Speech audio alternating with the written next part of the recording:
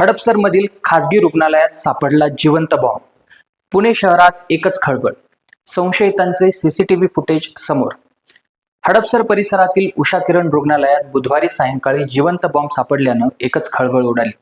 घटनेची माहिती मिळताच पुणे पोलिसांसह बॉम्ब शोधक आणि नाशक पथक तातडीनं घटनास्थळी दाखल झालं. पथकानं अत्यंत सावधगिरीनं बॉम्ब ताब्यात घेतला आणि ग्लायडिंग सेंटरच्या मोकळ्या जागेत नेऊन निष्क्रिय केला.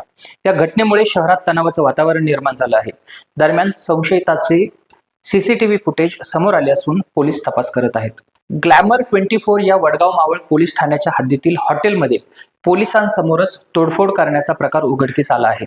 रस्त्यावर भांडणं करणाऱ्यांनी हॉटेलमध्ये जाऊन तोडफोड केली. या भागातील लॉजमध्ये चालणाऱ्या वेश्या व्यवसायातून ही भांडणं झाल्याचं सांगितलं जातंय. ग्लॅमर 24 हॉटेल चालकांनी याबाबत फिर्याद दिली आहे. नीट पेपर फुटी प्रकरणात अटक करण्यात आलेल्या धनंजय लोखंडे याच्या मित्राला आता पोलिसांकडून चौकशीसाठी ताब्यात घेण्यात आलं आहे. ओंकार शिंगोटे असं ताब्यात घेतलेल्या संशयित विद्यार्थ्याचं नाव आहे. ओंकार हा पुण्यातील वाघोलीतील BSDT महाविद्यालयात आयुर्वेदिक अभ्यासक्रमाचं शिक्षण घेत आहे. याआधी या प्रकरणी पुण्यातून मनीषा वाघमारे या महिलेला ताब्यात घेण्यात आलं आहे. लाचलुचपत प्रतिबंधक विभागाने पिंपरी चिंचवड पोलीस आयुक्तालयातील बावधन पोलीस ठाण्यात नियुक्तीस असलेल्या सहाय्यक पोलीस निरीक्षक ज्योती पांडुरंग तांबे यांच्या विरुद्ध गुन्हा दाखल केला आहे.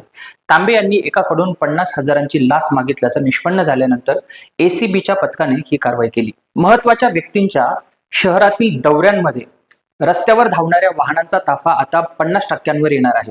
इंधन बचत, सरकारी खर्चावर नियंत्रण आणि साधेपणाला प्राधान्य देण्याचा केंद्र आणि राज्य सरकारच्या धोरणानुसार पुणे पोलिसांनी व्हीआयपींच्या दौऱ्यातील वाहनांची संख्या निम्म्यानं कमी करण्याचा निर्णय घेतला. यामुळे यापुढे शहरातील व्हीआयपी दौरे कमी वाहनांमध्ये होणार आहेत.